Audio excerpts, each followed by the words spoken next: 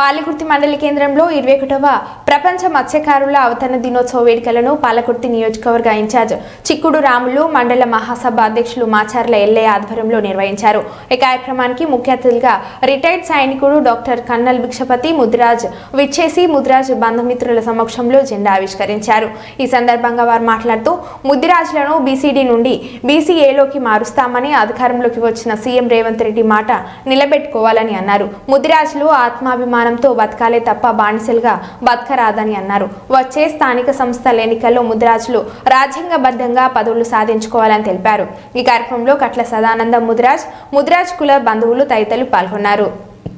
మనమే ఒక శక్తి, మనమే శక్తి. మనం ఎటు ఏలు తిప్పితే అదే విజయం, అటే విజయం. జై ముద్రాజ్! రేవంత్ రెడ్డి గారు సోదరుడు ఎల్లయ్య గారు చెప్పినట్టు బీసీడీ నుండి బీసీఏ చేస్తాను ఒకటే ఒక పాయింట్, నీలం మధుకు టికెట్ ఇస్తాను ఒక పాయింట్ తోటి మీరు గెలిచినారు. అది మీ యొక్క గొప్పతనం కానే కాదు, ముదిరాజుల యొక్క గొప్పతనాన్ని మీరు గమనించాలి. కనుక మంత్రి పదవిలో, క్యాబినెట్ హోదాలలో, వివిధ హోదాలలో మా ముదిరాజులకు మీరు కనుక ఏదైతే పేపర్లలో వస్తున్నదో, నేను ఒక యువ నాయకుడిని, నేను నిస్వార్థమైన యాదుకున్న నాయకుడిని పేపర్లు ఏదైతే చదువుతున్నావో అదే నిజమైతే ఆన్ గ్రౌండ్ నిరూపించండి. ఒకటి. రెండోది, మాకు ఈ ఒలలు, టీవీఎస్, లూనాలు అనేటువంటి వాటికి స్వస్తి చెప్పి టెక్నాలజీ మారింది. 2G నుండి 5G వచ్చింది, 7G వస్తున్నది. కనుక నూతన పద్ధతిలో చేపలను బట్టి చేపల నుండి ఇంకా పక్క రాష్ట్రం 50,000 కోట్లు సంపాదిస్తున్న సంవత్సరానికి. రొయ్యల పెంపకం కావచ్చు, వివిధ రకాలుగా. కనుక మీరు మన రాష్ట్ర ఆదాయానికి మీకు కనుక ముద్రాజుల పైన కాన్సన్ట్రేషన్ చేస్తే ఆ 50,000 కోట్లు అనేది ఎట్టి పరిస్థితులు మేమే సంపాదించి పెట్టగలం. దీనివల్ల నీకు రాష్ట్ర ఆదాయంతో పాటుగా యువతకు ఒక ఎంప్లాయ్మెంట్ అనేది క్రియేట్ అయ్యే అవకాశాలు మెరుగుగా ఉన్నాయి.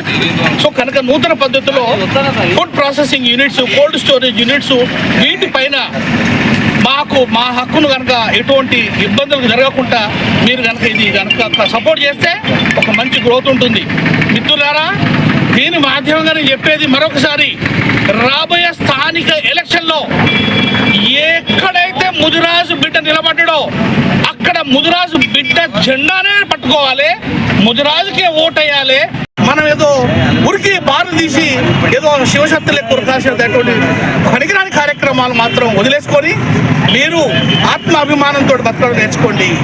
రాబోయే స్థానిక ఎలక్షన్ మాత్రం ఒక ఐక్యత చాటి ఒక విజయాన్ని సాధిస్తే నెక్స్ట్ రాబోయే అసెంబ్లీ ఎలక్షన్ కావచ్చు, పార్లమెంట్ ఎలక్షన్లు కావచ్చు, రాజకీయంగా మనం గ్రాడ్యుయేట్గా పెరుగుతున్నాం.